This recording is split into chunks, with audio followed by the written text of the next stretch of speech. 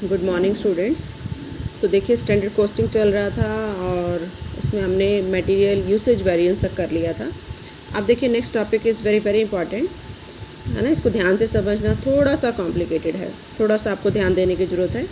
Next है material yield variance. अब देखिए मटेरियल यील्ड वेरिएंस क्या होता है कि हम प्रोडक्शन में टोटल जो फिनिश गुड्स हैं उसके आउटपुट में स्टैंडर्ड एंड एक्चुअल यील्ड में जो डिफरेंस आता है उसको हम कहते हैं मटेरियल यील्ड वेरिएंस। तो ये यूसेज वेरिएंस की जगह पर भी निकाला जाता है। जनरली जो मटेरियल यूसेज वेरिएंस है वो इसके इक्विवेलेंट होता है, और ये यील्ड वेरिएंस वहाँ यूज़ होता है जहाँ पर एक मटेरियल यूज़ किया जाता है, वन मटेरियल यूज़ होता है। तो it is that portion of material usage variance which is due to difference between standard yield specified and actual yield specified. अब इसको समझिए ये क्या है, स्टैंडर्ड यील्ड स्पेसिफाइड क्या है, एक्चुअल यील्ड स्पेसिफाइड क्या है। अब देखिए सपोज़ आपने 4000 यूनिट्स को यूज़ किया, 4000 यूनिट्स ऑफ रॉ मटेरियल को यूज़ करके आपका जो प्रोडक्शन हुआ वो 3000 यूनिट्स का हुआ, ठीक है। अब हम ये निकालेंगे कि स्टैंडर्ड आपका जो रॉ मटेरियल का स्टैंडर्ड क्वांटिटी थी वो सपोज़ आपकी थी 3000, है ना, 3000 थी, और स्टैंडर्ड आउटपुट आपका होना चाहिए था सपोज़ 4000। तो अब आप ये देखेंगे कि अगर आप एक्चुअल क्वांटिटी को यूज़ करते स्टैंडर्ड में तो आपका स्टैंडर्ड आउटपुट कितना होता।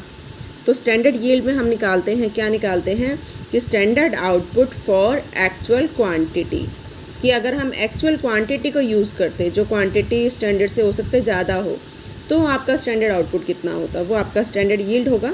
और एक्चुअल यील्ड तो आपको क्वेश्चन में गिवन होगा। उन दोनों का जो डिफरेंस है वो कहलाएगा मटेरियल यील्ड वेरिएंस। एक बार फिर से सुनिए कि स्टैंडर्ड यील्ड क्या है, कि जितना क्वांटिटी आपने स्टैंडर्ड क्वांटिटी यूज़ की वो अलग है, आपने एक्चुअल क्वांटिटी यूज़ की वो अलग है। आपका स्टैंडर्ड आउटपुट अलग होगा, आपका एक्चुअल आउटपुट अलग होगा, है ना। जब हम ये देखेंगे कि एक्चुअल क्वांटिटी अगर आप यूज़ करते तो आपका जो स्टैंडर्ड आउटपुट है वो कितना होता, वो निकालते कि standard output for actual quantity, है ना, और actual output for actual quantity तो आपको गिवन होगा। तो दोनों का जो डिफरेंस होगा वो कहलाएगा मटेरियल यील्ड वेरिएंस। अब ये देखिए कैसे निकालेंगे मटेरियल यील्ड वेरिएंस, कि एक्चुअल यील्ड जितनी आपकी हो चुकी है, actual yield means actual production minus standard yield. Standard yield वही है standard output for actual quantity. अभी हम न्यूमेरिकल करेंगे उससे क्लियर हो जाएगा, और इसको स्टैंडर्ड कॉस्ट पर यूनिट से मल्टीप्लाई करेंगे तो ये आपका आ जाएगा मटेरियल यील्ड वेरिएंस। अब देखिए स्टैंडर्ड कॉस्ट कैसे निकालेंगे, standard cost of standard quantity जितनी कॉस्ट है divided by standard output from standard quantity. तो ये आपका क्या आ जाएगा, स्टैंडर्ड कॉस्ट पर यूनिट, है ना। और स्टैंडर्ड यील्ड कैसे निकालेंगे, standard yield from standard quantity divided by standard quantity into actual quantity. जो मैं बता रही थी ना, स्टैंडर्ड यील्ड आपको निकालनी है फॉर एक्चुअल क्वांटिटी, तो ये उस तरीके से निकालेंगे। फिर दोनों का जो डिफरेंस होगा वो आपका आ जाएगा यूसेज वेरिएंस। आप देखिए मटेरियल कॉस्ट वेरिएंस के दो पार्ट हैं, एक तो मटेरियल प्राइस वेरिएंस और एक मटेरियल यूसेज वेरिएंस, या यूसेज की जगह आपको यील्ड वेरिएंस भी हो सकता है निकालना पड़े। अब इस क्वेश्चन को देखो ध्यान से, Pratibha company manufacturers a product, it is estimated that for each kilogram of material consumed 100 articles should be produced। इस लाइन को समझो कि एक आर्टिकल अगर आपको प्रोड्यूस करना है for each kilogram of material consumed, आपको 100 आर्टिकल प्रोड्यूस हो जाएंगे 1 किलोग्राम से। मतलब अगर आप 1 किलोग्राम रॉ मटेरियल यूज़ कर रहे हैं तो आपका प्रोडक्शन कितना हो रहा है, 100 आर्टिकल का। ये स्टैंडर्ड है आपका। स्टैंडर्ड प्राइस पर किलोग्राम आपको दे रखा है ₹20। इसको ठीक कर लेना, बुक में ये 10 है ना, लेकिन ये 20 है, मिस प्रिंट है ये, कि स्टैंडर्ड प्राइस आपका 20 है। During the month of January 2010 200 kilogram of material were used for production. 200 kilogram material जो है वो यूज़ हुआ, ये एक्चुअल दिया हुआ है आपको कि 200 किलोग्राम यूज़ हुआ। The price of which was 21 पर kg, ये एक्चुअल प्राइस है, ये एक्चुअल क्वान्टिटी है, ठीक है। और ये आपका production during the month was 20,500 article, ये एक्चुअल प्रोडक्शन है। अब ये तो एक्चुअल यील्ड है, आपको स्टैंडर्ड यील्ड निकालनी है फॉर एक्चुअल क्वांटिटी। अब on the basis of above information calculate cost variance, price variance, usage भी निकालना है और यील्ड भी निकालना है। आप देखिए यहाँ ये तीन तो आप पहले से ही पढ़ चुके हैं। यील्ड वेरिएंस में डिफरेंस देखिए, यहाँ पर इसने दिया हुआ है कि अगर आपको 100 आर्टिकल प्रोड्यूस करने हैं तो उसके लिए 1 किलोग्राम आपको मटेरियल चाहिए, है ना। अब देखो प्रोडक्शन हुआ कितना, या एक्चुअल क्वांटिटी कितनी यूज़ हुई, इतनी 200 किलोग्राम। अब यहाँ से आप स्टैंडर्ड यील्ड निकाल सकते हैं कि अगर ये 200 किलोग्राम मटेरियल जो एक्चुअल में यूज़ हुआ वो अगर हम स्टैंडर्ड में लेकर चलें तो आपका स्टैंडर्ड यील्ड क्या होगा। तो आप देखो 1 kilogram is equal to 100 article, तो 200 kilogram is equal to 20,000 article हो गए। तो ये हमारा है स्टैंडर्ड यील्ड। आई थिंक अब क्लियर हुआ होगा। ये तो एक्चुअल यील्ड तो आपको दिया हुआ है, actual yield means actual production. Standard yield क्या है कि standard output for actual quantity.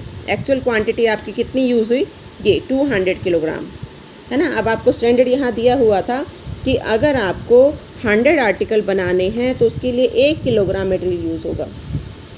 अब ये 200 किलोग्राम मटेरियल यूज़ हुआ तो कितने आर्टिकल बनने चाहिए थे, 20,000। ये आपका है स्टैंडर्ड यील्ड और ये 20,500 ये आपका है एक्चुअल यील्ड। यही डिफरेंस है, बाकी सब सेम है। आप देखो स्टैंडर्ड क्वांटिटी की अगर हम बात करें तो स्टैंडर्ड क्वांटिटी आप निकाल सकते हो। स्टैंडर्ड क्वांटिटी हम निकालते हैं फॉर एक्चुअल आउटपुट। यही चीज़ें आपको ध्यान रखनी है। अब यहाँ पर दे रखा था ना कि 1 यूनिट अगर आपको बनानी है तो 100 किलोग्राम चाहिए, है ना। तो आपको 20,500 आर्टिकल बनाने हैं, तो 1/100 इंटू 20,500, तो ये आपकी होगी स्टैंडर्ड क्वांटिटी।